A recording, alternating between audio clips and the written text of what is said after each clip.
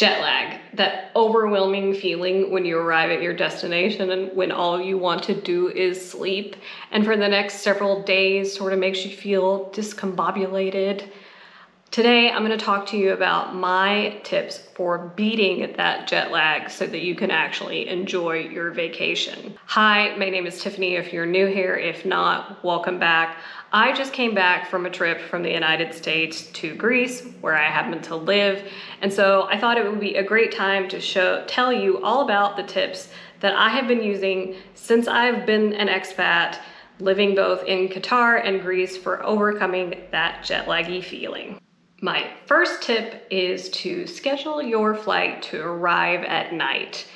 Now, some people will say, no, you need to schedule it in the morning and then stay awake all day. Well, I find that you feel worse that first day and you're kind of worthless and you're not really enjoying your trip. So I don't recommend this, particularly if the day after you arrive, you need to be super functional. So when I lived in Qatar, I worked. So usually a few days after I got back, I needed to go to work. So being discombobulated for several days wasn't an option. So I like to schedule my flights so they arrive somewhere after 5 p.m. This gives me a chance to get home from the airport, eat dinner, and then go to bed at a more reasonable hour, say 9 or 10 o'clock.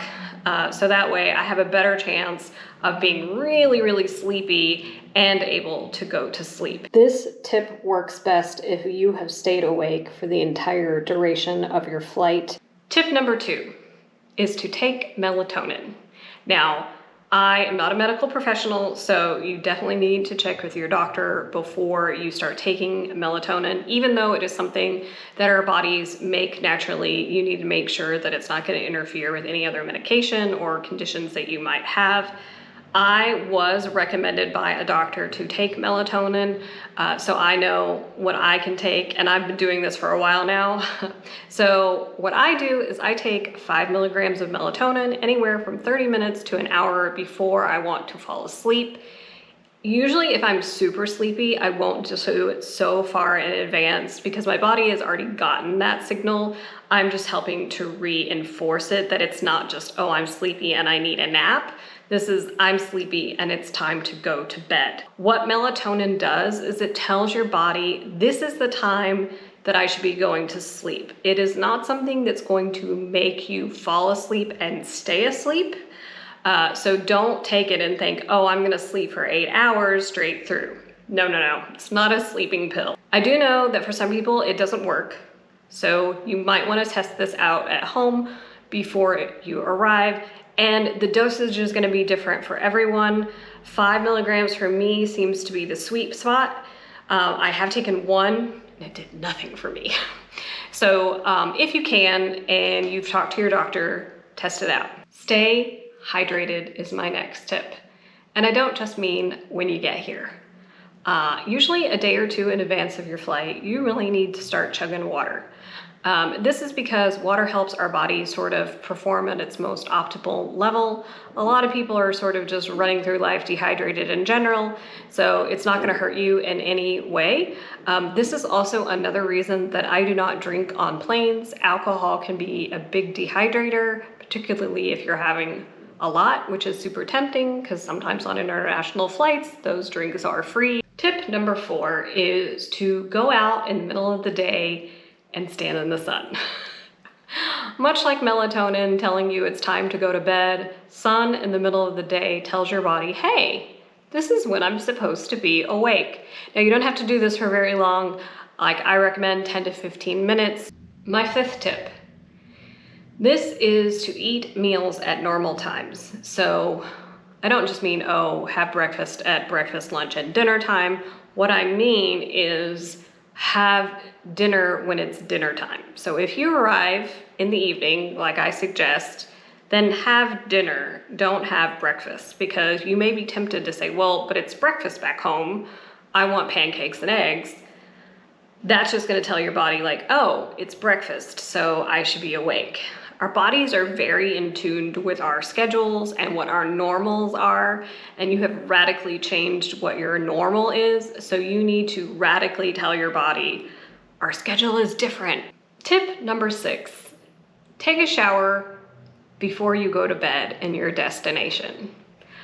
This is particularly helpful if you've arrived at night and it's, say, morning back home, because when you take a hot shower and then you get out of the shower and your body starts to cool down, it is another signal to our body that it's time to go to sleep. This is something that our bodies already do naturally. When you start to fall asleep, your core body temperature goes down.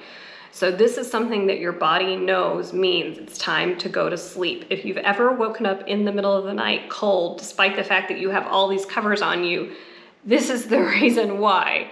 It helps you to relax and you will fall asleep and you probably sleep a little bit better. My next tip is to block all external light or lights in your hotel room. A lot of times you get to hotels and they have these great curtains and they have blackout curtains. So that's part of the reason for that. But sometimes there'll be this small gap between the curtains because they didn't meet the little things at the top. So my advice is to somehow get those to close. You can sometimes take a hanger that has the clips on it and clip the curtains together.